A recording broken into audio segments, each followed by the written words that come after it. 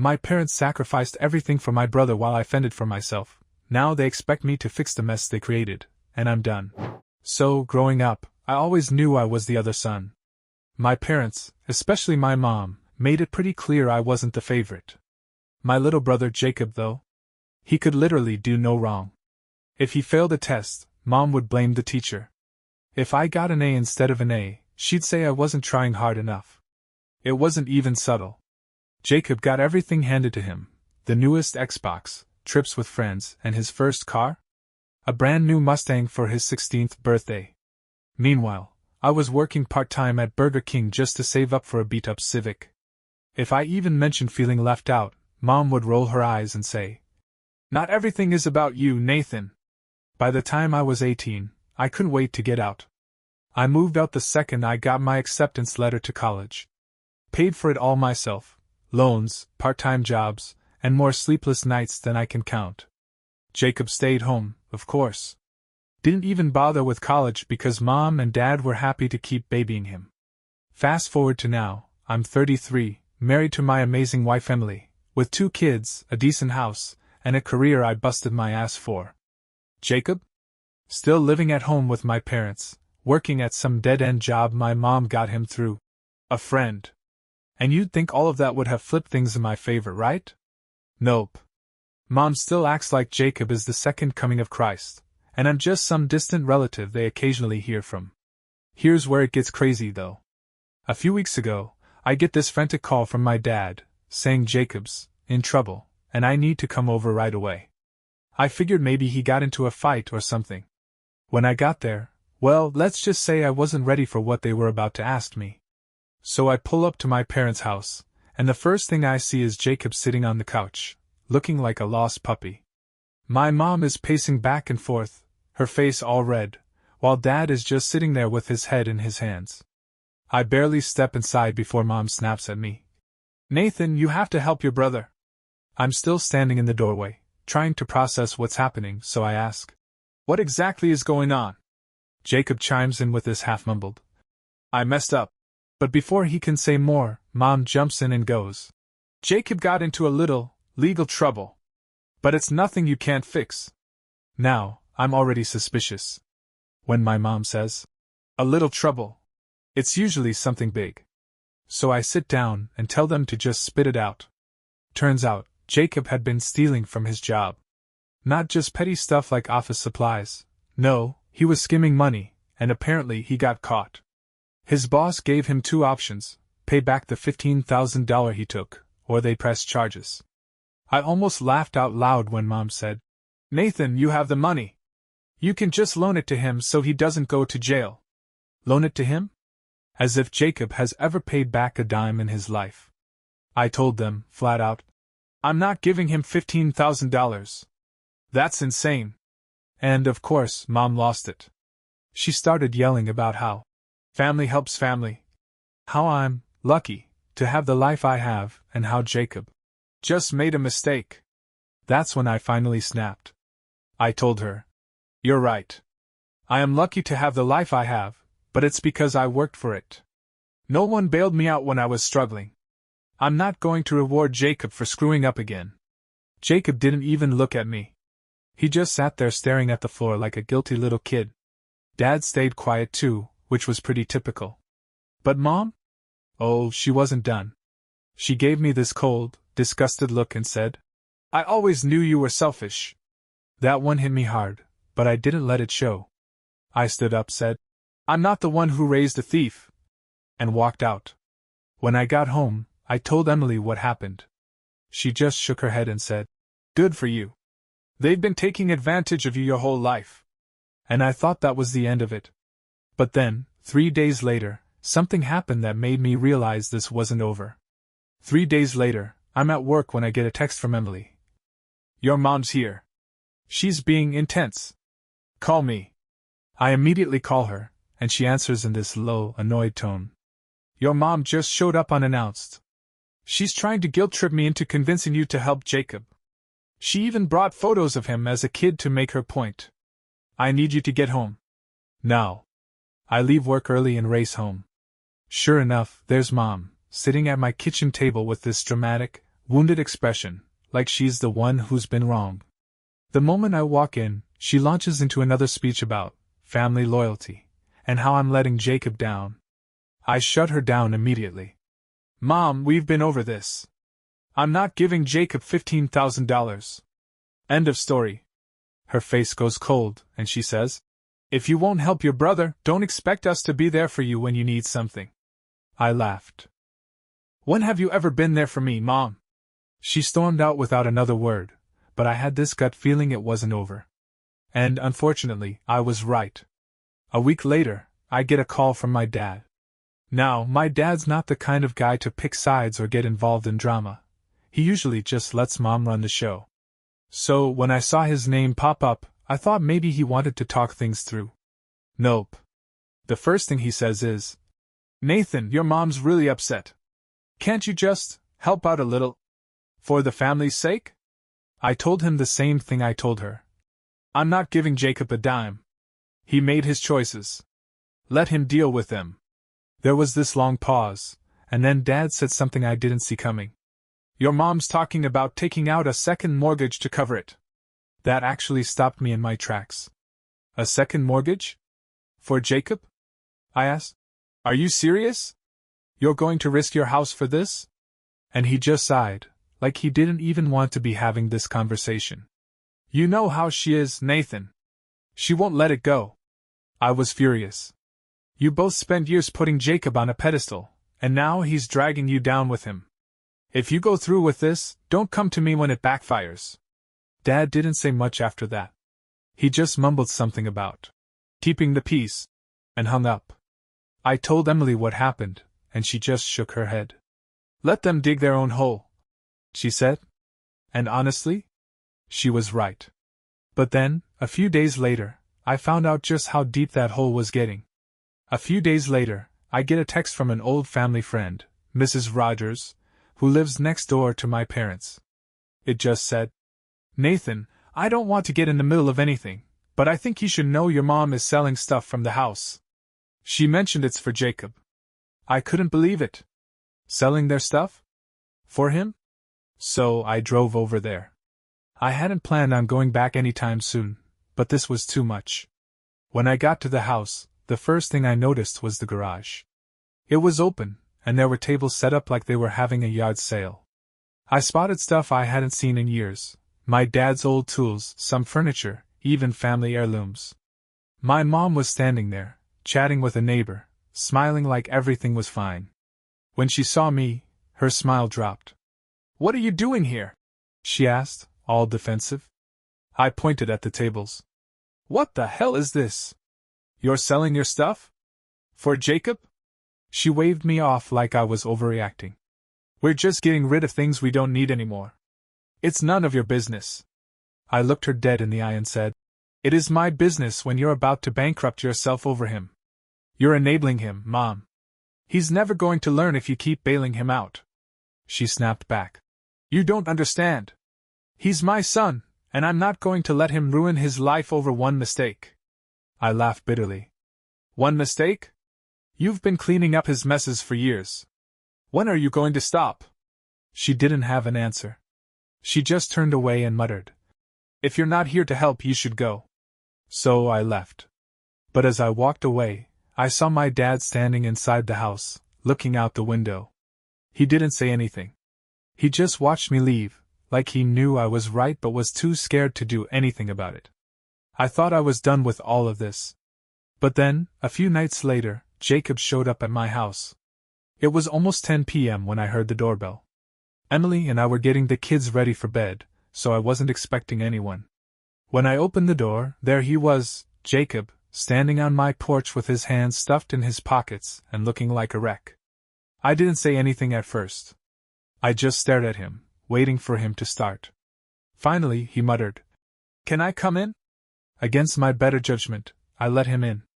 We sat in the living room, and I could tell he was working up the courage to say something. After a minute of awkward silence, he finally blurted out, I'm sorry. I raised an eyebrow. Sorry for what, Jacob? For everything, he said, looking at the floor. For being a screw-up. For making you look bad. For everything. I'll admit I didn't expect that. But I wasn't about to let him off the hook so easily. What do you want, Jacob? He sighed. I'm not here to ask for money. I don't know what to do, Nate. Mom and Dad are freaking out, and I don't have anyone else to talk to. Part of me wanted to kick him out right then and there. But another part of me, the older brother part, felt bad for him.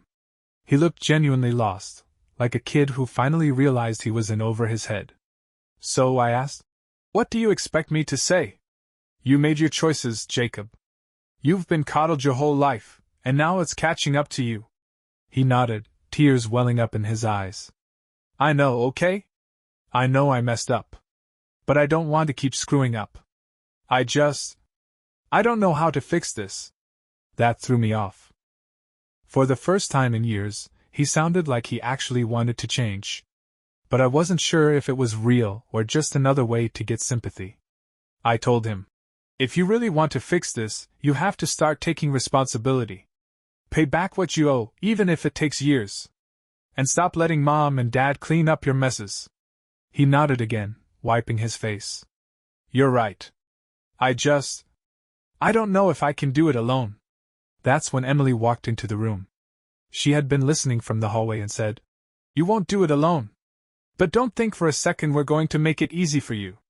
I wasn't sure where this was going, but one thing was clear. This wasn't going to be as simple as cutting him off or helping him out. After Emily said that, Jacob just sat there, staring at her like she'd spoken a foreign language. Finally, he asked, What do you mean by that? Emily crossed her arms and said, It means if you want help, it comes with conditions. You don't get to play the victim anymore. You're going to face the consequences, and we'll hold you accountable every step of the way. Jacob looked like he was about to argue but then thought better of it. Okay. What do I have to do? Emily didn't miss a beat. First, you're going to tell your boss you'll pay back every penny, even if it means selling your stuff or working double shifts. Second, you're going to stop letting your mom enable you. If they offer money, you'll say no.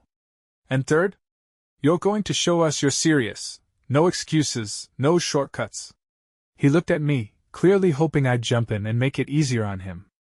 But I just shrugged. She's right. If you can't handle that, then don't bother coming back. He sat there for what felt like forever before finally saying, Okay. I'll do it. I didn't believe him, not fully. But Emily wasn't letting up. Good. Then the first step is calling your boss tomorrow and figuring out a repayment plan. We'll help you get on the right track, but if you back out or lie to us, we're done. Understand? Yeah, he said, looking defeated but determined. I get it. Before he left, Emily gave him a list of things he needed to do by the end of the week. Contact his boss, get his parents to stop the yard sale, and start looking for extra work. I could tell he wasn't thrilled about any of it, but for once, he didn't argue. After he left, Emily turned to me and said, I hope he follows through. But if he doesn't, we're not getting dragged down with him. I nodded. Agreed. But if he's serious, maybe this will finally wake him up. I wanted to believe it was the start of something good. But the next week would prove just how far Jacob was willing to go, or not go, to turn things around. A week later, I hadn't heard much from Jacob. Honestly, I wasn't holding my breath. But then, out of nowhere, I get a text from him. Met with my boss. He agreed to let me do a repayment plan. Starting extra shifts tomorrow. I stared at the message, half expecting it to be a setup for some excuse or a follow-up asking for help. But nothing else came. Just that. Later that night, Emily and I sat down to talk about it. She was skeptical, which I couldn't blame her for. Do you really think he's doing this, or is it just a way to buy time? She asked. I don't know, I admitted. But it's more effort than I've seen from him in years. A few days passed, and Jacob actually kept checking in. He'd text updates like, Worked a double today. Or, Boss says he's happy I'm taking this seriously. It was almost weird. Like he wanted us to know he was trying.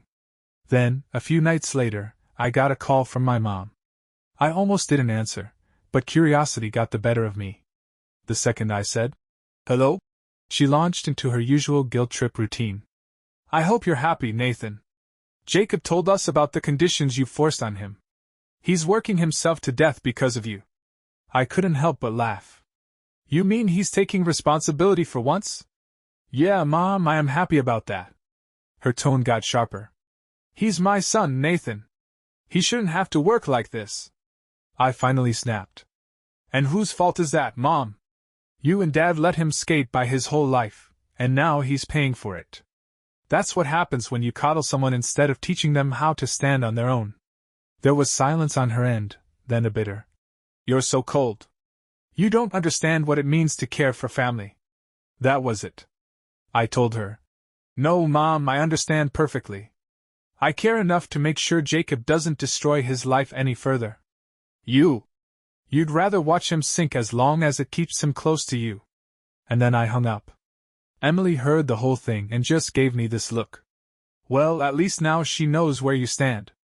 I thought that would be the end of the drama, for the time being, anyway. But Jacob was about to throw us another curveball. About a week later, I got a text from Jacob out of the blue. Can I come over tonight? Need to talk. I wasn't sure what to expect. Part of me thought he was going to tell me he couldn't handle the repayment plan or that he was slipping back into old habits. But when he showed up, he looked different. Not in a huge way, but he wasn't slouching or avoiding eye contact like usual. We sat down in the living room, and before I could even ask, he said, I quit my job today. My stomach dropped. You what? Jacob, are you serious? You just got your boss to agree to a plan. He held up a hand. Let me explain. I got a new job. Better pay, more hours. It's not glamorous, it's at a warehouse, but it'll help me pay back what I owe faster. I already started yesterday. I blinked, completely caught off guard. Wait, are you for real? He nodded. Yeah. I told my boss I needed something that would actually let me dig myself out of this hole. He understood, and I already talked to HR about transferring the repayment plan. I'm sticking with it, Nate. I needed to tell someone who'd believe me. For the first time in what felt like forever, I didn't feel like I was talking to a kid in over his head. He sounded like someone who'd finally decided to grow up. Emily walked in and joined us, clearly curious about what was going on. Jacob explained everything again, and even she looked a little surprised. Well, she said, it's a good start. But don't think that means we're letting you off the hook. I don't expect you to, he said, almost smiling. I know I have to earn back your trust. We talked for a while longer, and by the end of it, I actually felt hopeful. It wasn't perfect, and I wasn't about to start trusting him completely. But for the first time, Jacob seemed like he wanted to prove us wrong. When he left, Emily turned to me and said, Do you think he's really changed? I shrugged. I don't know. But at least he's finally trying. What I didn't know was that Jacob's decision to change was going to dig up some buried truths about my parents, and blow everything wide open. A couple of weeks after Jacob's visit, I got another call from him. Only this time, he wasn't asking for help or giving me updates about work. He sounded pissed. Nate, he said, his voice shaking. Did you know Mom and Dad took out a second mortgage? I froze. Yeah, Dad mentioned it. I told him it was a terrible idea. Why? Jacob let out this bitter laugh. Because they didn't do it to help me pay back the money. They told me they were doing it to support me, but I just found out they're using it to redo the house. New kitchen, new floors, some landscaping. And they're calling it preparing for the future. What the hell? I said, completely floored. They made it sound like they were sacrificing everything to help you. Exactly, Jacob said. And the worst part? Mom guilt-tripped me for weeks about how hard this was on them. She made me feel like I owed them for taking out that mortgage, like I was putting their whole future at risk. I could hear the anger in his voice. For once, I didn't blame him. I don't even know what to say, Jacob. That's messed up. It gets worse, he said, his tone dropping. I asked them straight up why they lied, and you know what Mom said? She said, We're not getting any younger, Jacob. You don't need the money as much as we need a comfortable home. I couldn't believe it. Are you serious? After all this, they're still making it about themselves? Yeah, he said bitterly. And they still expect me to feel guilty about everything. I've been working my ass off to make things right, and they're sitting at home planning renovations like nothing's wrong. For the first time in a long time, I actually felt sorry for Jacob. He was finally trying to fix his life, and our parents were still screwing with him. I don't know what to do, Nate, he said quietly. I'm so tired of all of this. I sighed. You're doing what you need to do. Keep paying back what you owe and keep your distance from them. If you keep letting them drag you down, you'll never get out of this cycle. Yeah, he said, sounding drained. I'll try.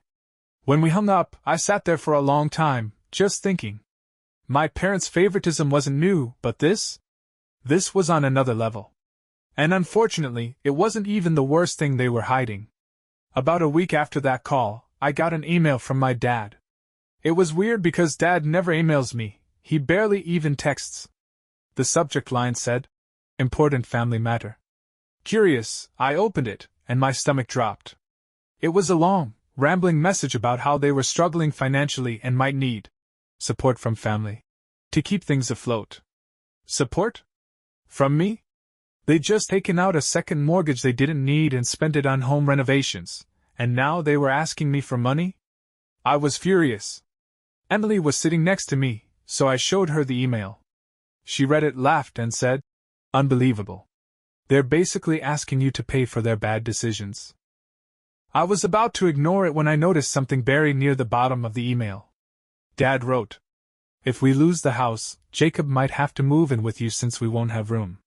I had to read it twice to make sure I wasn't imagining things. Not only were they asking for money, but they were also casually suggesting that Jacob might become our responsibility if things went south. I called Jacob immediately. "Did you know about this?" I asked, already bracing for his response. "Know about what?" he said, confused. I told him about the email, and he went quiet. Finally, he said, "They didn't tell me anything about losing the house. But now that you mention it, Mom's been dropping hints about how family needs to stick together if things get hard." I couldn't believe what I was hearing. "So let me get this straight. They lied about the mortgage, guilt-tripped you into thinking it was for you, blew the money on renovations, and now they're talking about you moving in with me if things go sideways?" "Pretty much," Jacob said bitterly. "And they wonder why I'm trying to get my life together without their help." That was the last straw for me. I told Jacob, "You're welcome here temporarily if things get bad, but I'm not letting them use you, or me, as a safety net for their own mess. You're finally starting to figure things out. Don't let them drag you back into their chaos." He sighed. "I know, Nate. I won't." But something about the way he said it didn't sit right with me. I had a feeling this wasn't the end of their schemes. And I was right. A few days later, Emily and I were enjoying a rare quiet evening when the doorbell rang. I opened it to find my mom standing there, uninvited as usual, with a casserole dish in her hands. "Nathan," she said sweetly, like nothing was wrong. "I thought I'd stop by and bring dinner for the family. Can I come in?" Against my better judgment, I let her in. Emily gave me a look that said, "Why do you do this to yourself?" Mom barely waited until the casserole was on the counter before diving into her real reason for being there. "So, have you had a chance to think about the email your father sent?" I crossed my arms. "Yeah, I thought about it. And the answer is no. I'm not giving you money." Her expression turned icy in seconds. "Nathan, this isn't just about us. This is about family. About Jacob. Don't you care about helping him get back on his feet?" I let out a bitter laugh. "Helping him? He's finally trying to fix his life on his own, and you're still trying to pull him back into your mess. This isn't about Jacob. This is about you two refusing to take responsibility for your choices." That hit a nerve. She slammed the casserole lid shut and said, "You think you're so much better than us, don't you? Just because you have a little money and a nice house. You've always been so selfish, Nathan." I took a deep breath, trying to keep my cool. "You know what, Mom? I've worked hard for everything I have, with zero help from you. Meanwhile, you've spent your entire lives coddling Jacob, and now you're paying for it. That's not my fault." She didn't even try to argue. Instead, she went for the nuclear option. "Well, if you won't help us, then don't expect to be part of this family anymore. And don't expect us to leave anything for you when we're gone. I stared at her, completely stunned. Then I burst out laughing. Mom, you're trying to bribe me with an inheritance from a house you're about to lose. Do you even hear yourself? She glared at me, grabbed her casserole dish, and stormed out without another word. When the door slammed shut, Emily walked over and said, "Well, that was fun. What's next? Her threatening to haunt us when she's gone." I smirked, but deep down, I knew this wasn't the last I'd hear from her. She wasn't one to give up easily, especially when it came to manipulating people. And sure enough, the next move she made was her most ridiculous one yet. A week later, I got a letter in the mail. Yes, an actual letter, not an email or text. The handwriting on the envelope was unmistakable. It was from my mom. Curious but already annoyed, I opened it. Inside was a handwritten note, full of underlined words and overly dramatic phrasing. It started off with, "Nathan, since you've made it clear you have no interest in helping this family." And I immediately rolled my eyes. But then I got to the part that made my blood boil. "Your father and I have decided to update our will. Since you've distanced yourself from us, we've made the difficult decision to leave everything to Jacob. We feel he'll appreciate the inheritance more than someone who can't even bother to support their parents in their time of need." I couldn't help but laugh out loud. They were seriously trying to punish me with an inheritance they'd already mortgaged into oblivion. Emily walked into the room and asked, "What's so funny?" I handed her the letter. She read it, shook her head, and said, "Wow. They really think this is going to hurt you, don't they? I guess they forgot I've been on my own since I was 18.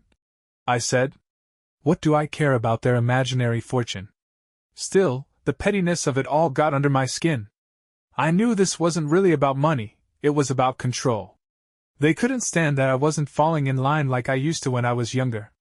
Later that evening, I called Jacob to see if he knew about the letter. He sounded exhausted when he answered. "Yeah, they told me.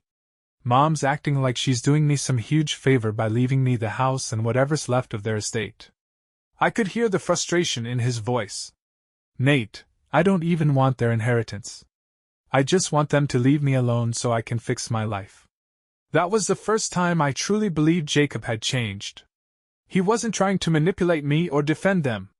He sounded genuinely over it, like he'd finally seen them for who they were. "I'm proud of you, Jacob," I told him. "Just keep focusing on getting your life together. Let them play their games.